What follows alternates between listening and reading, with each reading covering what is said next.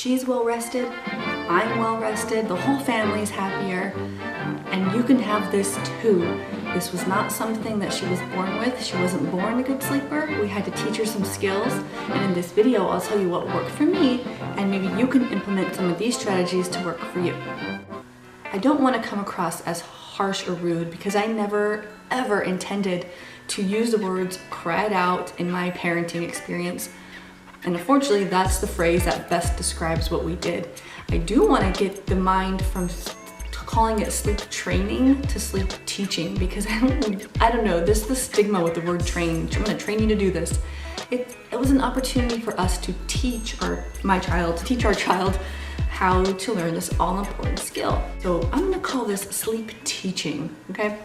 It's only been about 5 months since we've had this blissful sleep experience. The first 11 months of Olivia's life were not this easy, and I know that I played a role in that.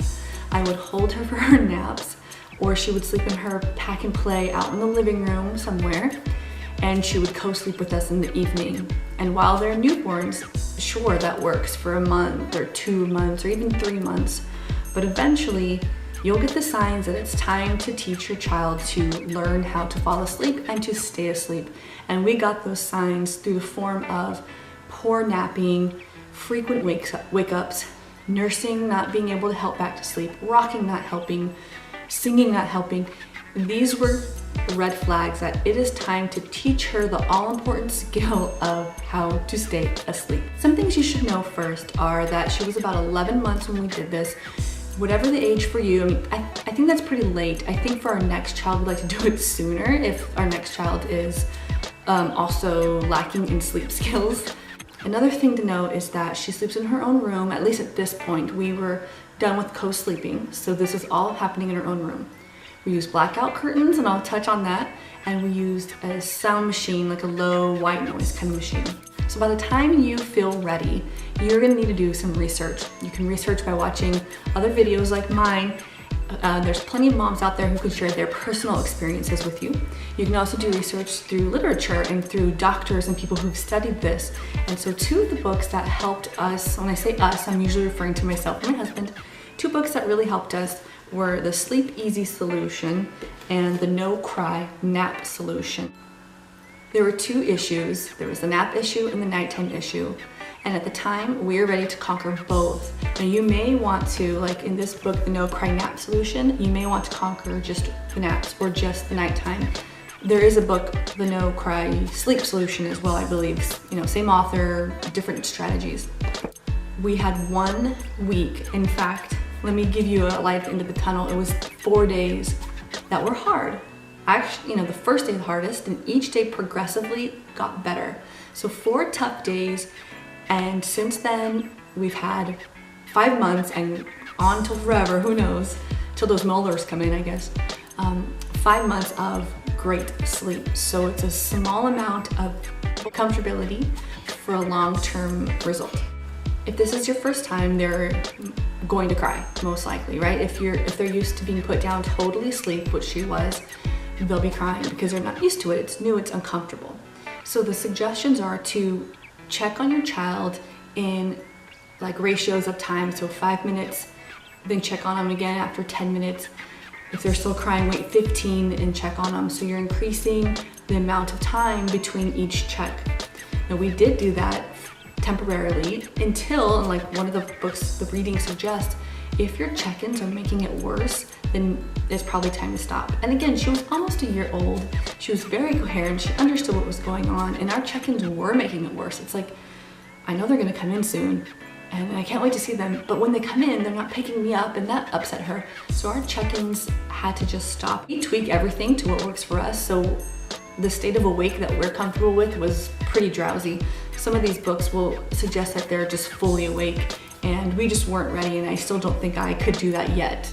What I would suggest is getting a camera monitor if you don't have one. An audio monitor is also helpful, but the camera monitor helped ease me thinking, oh my gosh, she's crying so loud, what's going on in there? And I could see she's just sitting down, she's just upset. So that might help ease some of the what ifs and the wondering what's going on and the urge to want to go see your child. If you have a camera monitor, you can see your child without having to go in there and having them see you and not being able to pick them up or touch them or hold them. So it started off quite horribly with the first time doing this. She didn't sleep at all, 0 sleep. She was awake crying the entire time, probably 40 minutes, 45 minutes. The nap time wasn't going to happen, it was over. 0 sleep. The next day I do remember her crying for maybe 30 minutes. And I have specific notes on this that I'm keeping, and I'm going to refer back to them for baby number 2. But I'll just tell you, the duration of crying shortened. The third day, maybe she cried for 10 minutes. The fourth day, 1 minute. And it was like, what? My husband and I looked at each other. Was that a minute? Is she done? Is she crying? Check the monitor. She's laying down. It was like a miracle. So the blackout curtains. Yes, that is my tip to you. That is something that I don't know if I read in the book, but it was just this instinct that I had that it was too bright in her room. I know that I can't sleep in the bright, like even the digital clock, I can't have any of that. I love just dark. And I kept thinking, it's too bright in here. How is she going to sleep? We've found some nice like thick velvet curtains in our stash. We already had them and weren't using them. And they work really well for this kind of like fall, winter sunlight. We'll have to see what we end up using in the summer. If they'll still work, I'll keep them. But if not, I have to probably find those like authentic blackout curtains. But just some kind of thick curtain that mimics dark really works for her. I'm just a regular, ordinary mom, and these tips work for me. I hope they work for you. Check out those books I'm gonna list below. Find them at your library, find them on Amazon. You don't have to live with a bad sleeper. You know, that's kind of a sad title to have, I'm a bad sleeper. You just haven't been taught yet. It's a skill we need to learn. So let's take out the sleep training and substitute the sleep teaching, and let's teach our children how to fall asleep and how to stay asleep. This will benefit both their health and your well-being. Thank you for watching. Leave any questions you have below, any comments you have of things that did work for you, didn't work for you. If you'd like to see more details on the co-sleeping situation, because I did mention that a few times, let me know if you're interested. And even if you don't let me know, I'll most likely do a video on it here in the future. So stay tuned for that. You don't want to miss it, so subscribe so you'll see it in your feed right when it comes out. Stay tuned, guys. I'll see you soon.